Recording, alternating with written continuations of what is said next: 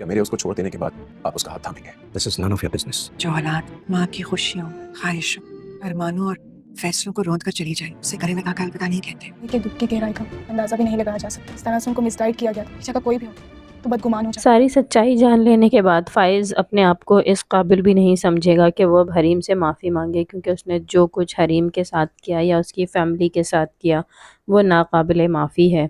और फ़ाइज़ को ऐसा ही लगेगा कि अब हरीम उसे कभी भी माफ़ नहीं करेगी। और ऐसे में हम देखेंगे कि फ़ाइज़ यही सोचकर हरीम के ऑफिस मुदस्सिर साहब के पास जाएगा और उनसे यही पूछे कि अगर मैं हरीम को छोड़ दूं तो क्या आप उससे शादी कर लेंगे। लेकिन मुदस्सिर साहब, जो कि ये बात नहीं जानते कि फ़ाइज़ सारी सच्चाई जान चुका है, उससे यही कहेंगे कि ये आपका मसला नहीं है। ऐसे में हरीम भी उसी वक्त ऑफिस पहुंच जाएगी और फ़ाइज़ वहां पर हरीम से माफ़ी मांगने के बजाय चला जाएगा।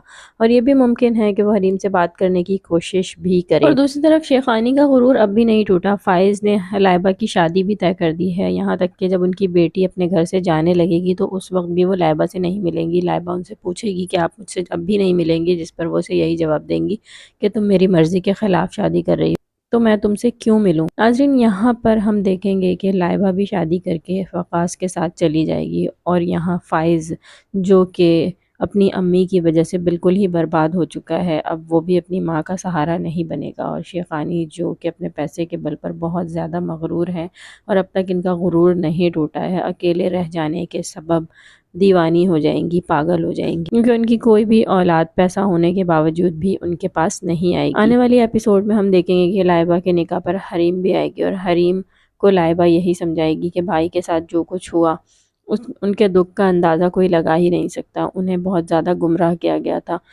कि अगर उनकी जगह कोई भी होता तो शायद वो ऐसा ही करता। यहाँ पर लाइबा हरीम को यही समझाने की कोशिश करेगी कि आप फ़ाइज़ भाई को माफ़ कर दें। अब ये फ़ैसला हरीम के ऊपर है कि हरीम फ़ाइज़ को माफ़ करती है या नहीं।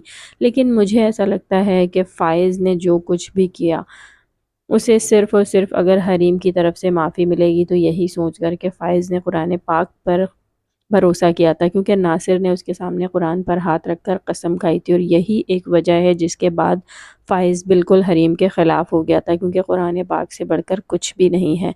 हरीम शायद उसको इस बिना पर माफ़ कर, क्योंकि नासिर ने उसके सामने झूठी कसम खाई थी। आप लोग इस बारे में क्या कहते हैं, अपने कमेंट करके हमें ज़रूर बताइएगा। चैनल को अगर आपने सब्सक्राइब अब तक नहीं किया है तो जल्दी से कर लीजिए। मेरी वीडियो आपको कैसी लगी कमेंट करके ज़रूर बताइएगा। मुझे दीजिए इजाज़त। अल्लाह हाफ़िज़।